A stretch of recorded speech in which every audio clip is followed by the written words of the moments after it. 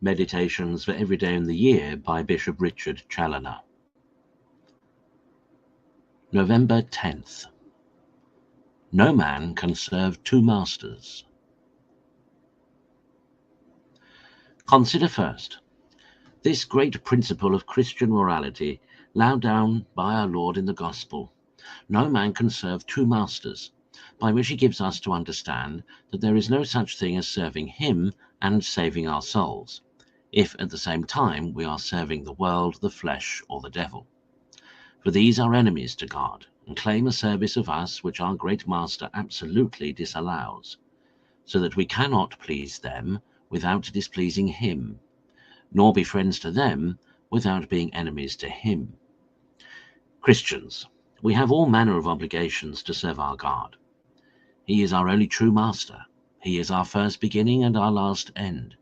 He is our Creator and our Redeemer, infinitely good in himself and infinitely good to us. He is the source of our very being and of all our good.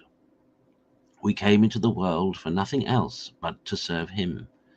To his service we were solemnly dedicated when we were first made Christians. The serving him is to make us happy both in time and eternity. But what pretensions can the world, the flesh, or the devil have to our service? Or what obligations have we to them? They are all of them mortal enemies to our true welfare and to the eternal salvation of our souls. If we serve them, they will make us miserable forever.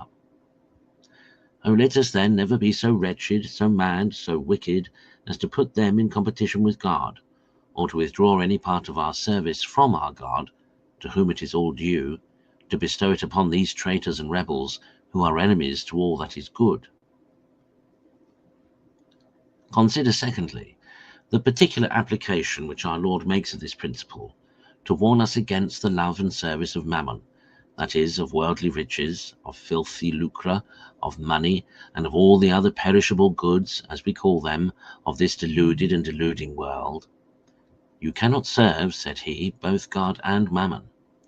No man has any inclination to serve the devil for his own sake or out of any love that he can have for this filthy monster, but this wicked enemy makes use of the mammon of the world and of the allurements of the flesh as baits to draw poor unthinking souls to him and to engage them in his slavery for the sake of these perishable toys, which he points out to them as if they were solid goods, so as to fix their affections upon them, to the prejudice of the love and service of their Maker.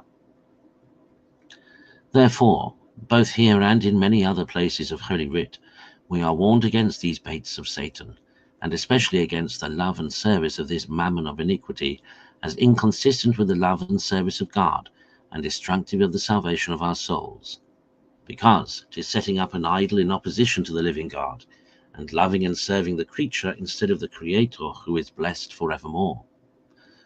Dear Lord, preserve us from being ever guilty of any such treason. Consider thirdly that as we cannot serve both God and mammon, so we cannot serve both God and pleasure. We cannot serve both God and pride. We cannot serve both God and our impure affections or our unhappy self-love, which is the source of all our evils. And so in general, with regard to everything else, the love of which takes us off from the love and service of the living God, it is always holds good that we cannot serve both the Creator and the creature. Our God is a jealous lover. He will allow of no love but what is quite regular and orderly and kept in subjection to the love of him.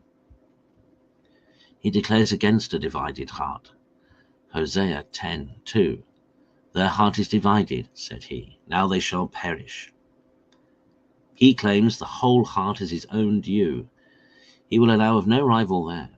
He expects to reign there without a partner. See, my soul, upon what conditions God will accept of thee. Thou must be wholly his without reserve, or he will not receive thee.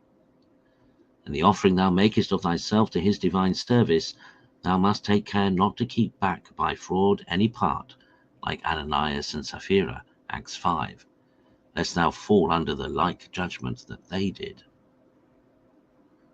Conclude. To admit of no other master of thy heart and affection but the God that made thy heart for himself and all things else for thee. None but he can fill thy heart. All other things are just nothing at all when compared with him. Fear him alone. Love him alone. Give thy whole self to him alone. Thus shalt thou be wholly his, and he wholly thine, for all eternity.